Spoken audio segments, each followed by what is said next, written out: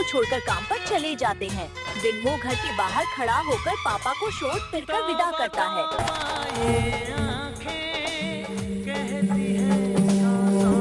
वो समझदारी दिखाता है और बुश पर पानी डाल देता है, जिससे कद पानी पिलकर बहुत मर जाता है। ब्लू ध्यान से देखता है और समझ जाता है कि यह बहुत बुरा नहीं, मक चक्का और भूखा है।